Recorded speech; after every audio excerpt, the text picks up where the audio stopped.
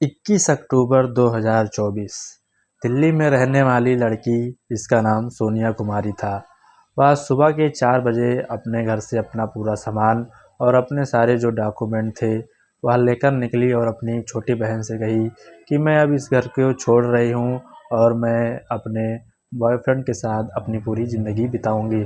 और वहाँ वह अपने घर से चली गई।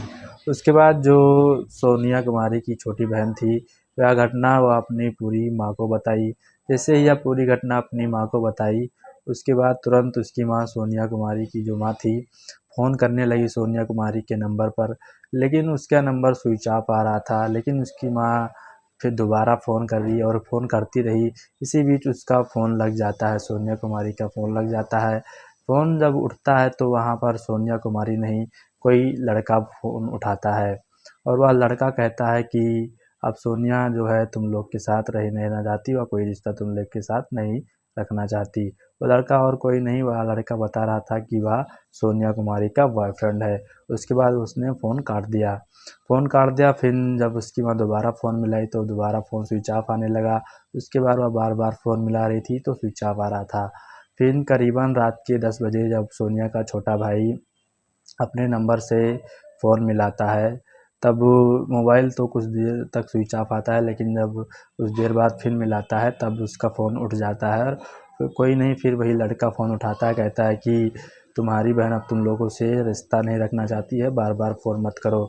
लेकिन जो उसका छोटा भाई था जिसका नाम अनमोल था, उसको एक आवाज़ सुनाई दी। जैसे ही उसको यह आवाज़ सुनाई दी, उसके पैरों तले जो ज़मीन थी खिसक गई, क्योंकि उसमें फ़ोन के पीछे से आवाज़ आ रही थी कि गड्ढा और गहरा खोदो। उसके बाद उसने फ़ोन रख दिया।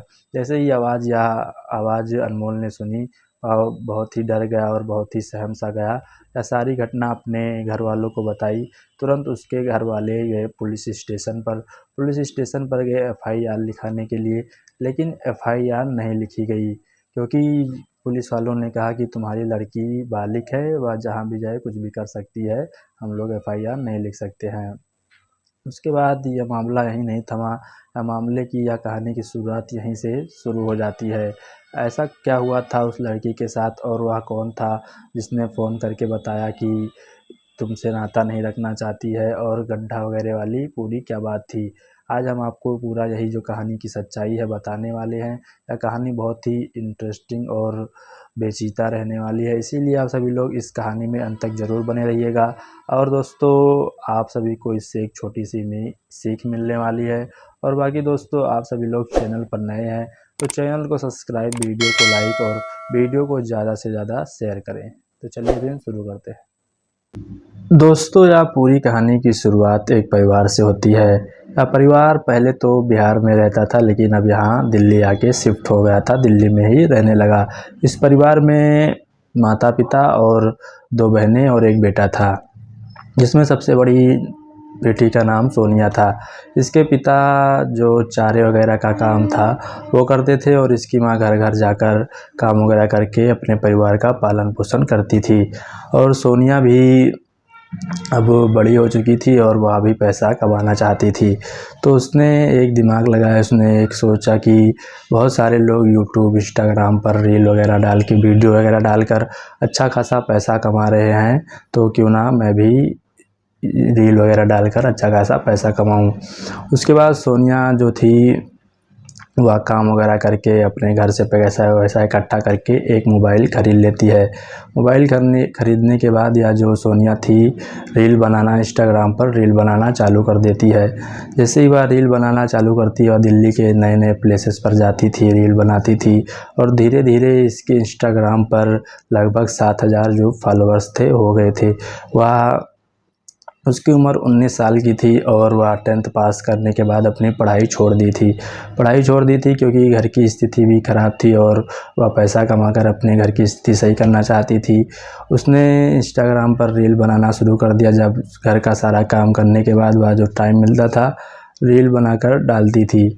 ऐसे ही कुछ दिन बीत गए, रील बनाकर डालती थी। एक दिन उसकी मुलाकात इंस्टाग्राम पर एक संजू नाम के लड़के से होती है। संजू नाम का जो लड़का था वह पहले तो हरियाणा में रहता था, लेकिन अपने परिवार के साथ वह रेंट पर दिल्ली में शिफ्ट हो गया था, जो कि सोनिया के घर के थोड़ा पास ही रहता था। दोनों लोग की दोस्ती हो जाती है, दोनों लोग बातचीत करते हैं और सोनिया भी अपना जो रील वगैरह था बनाकर डालती है। लेकिन यह दोस्ती एक दिन प्यार में बदल जाती है, क्योंकि जो सोनिया की उम्र थी बहुत ही कम थी और इस उम्र में कुछ सोचने और समझने की शक्ति बहुत कम रहती है। इसीलिए यहाँ पर जो सोनिया थी उस लड़के के प्यार में पड़ जाती है। जैसे उस लड़के के प्यार में पड़ती है तो सोनिया जो इंस्टाग्राम पर रील बनाकर डाल रही थी, उसका मकसद था जो पैसा कमाना, लेकिन इस लड़के के प्यार में पड़ने के बाद यह सारा सब भूल गई, अपने घर को भी भूल गई। उसके बाद उसे ना समाज का डर था, ना घर वाले का डर था। वह अपने बॉयफ्रेंड के साथ, जो संजू जिसका नाम था, उसके साथ फ़ोटो वगैरह डालने लगी, रील वगैरह बनाने लगी और कई पोस्ट में उसने अपने बॉयफ्रेंड को अपना पति भी बताया। जो उसका बिहेवियर था बिल्कुल बदल चुका था अपने घर के प्रति। वह पैसा कमाना चाहती थी, लेकिन वह सब चीज़ भूल चुकी थी और इसकी जो बिहेवियर था इसको इसकी माँ और इसकी छोटी बहन भी नोटिस कर रही थी कि इसका बिहेवियर एकदम बिल्कुल बदल चुका है। सोनिया थी, उसका बिहेवियर उसकी माँ को देखने को मिला। तब उसकी माँ ने कहा, उसको बुलाकर पूछा कि तुम्हारा बर्ताव इतना बदल सा क्यों गया। तो सोनिया ने जो सारी सच्चाई थी बताई कि जो संजू है मेरा बॉयफ्रेंड है, मैं उससे बहुत ज़्यादा प्यार करती हूँ और उसी से शादी करूँगी। लेकिन उसकी माँ ने समझाया कि हम लोग बहुत गरीब है और ऐसे ऐसे सब काम मत करो। लेकिन गरीबी की वजह से दो रोटी जहाँ पर खाने को नहीं थे, इस बात को ज़्यादा महत्व नहीं मिला। सोनिया इस बात को ज़्यादा महत्व नहीं देती है। उसके बाद ऐसे ही कुछ दिन बीत जाते हैं और दोनों लोग अपना जो रील वगैरह था बनाते हैं, साथ में रहते हैं। उसके बाद कुछ दिन बाद जो सोनिया की तबीयत थी वह ख़राब होना शुरू हो जाती है। जैसे ही सोनिया की तबीयत ख़राब होना शुरू हो जाती है, उसकी माँ भी नोटिस करती है उसके बिहेवियर, क्योंकि इसकी तबीयत ख़राब होना शुरू हो गई थी। यार घर से बाहर नहीं जाती थी, जो इंस्टाग्राम पर रील वगैरह बनाती थी वहाँ पर भी नहीं जाती थी। तो इसकी माँ ने इसे डॉक्टर के पास लेकर गई और डॉक्टर के पास जैसे लेकर गई तो जब डॉक्टर ने इसका चेकअप किया तब वहाँ पर एक ऐसी बात सामने निकल के आई, जिसके सुनने के बाद उसकी माँ की जो पैरों के नीचे ज़मीन थी वह खिसक गई। डॉक्टरों ने बताया कि सोनिया 5 महीने की प्रेग्नेंट है।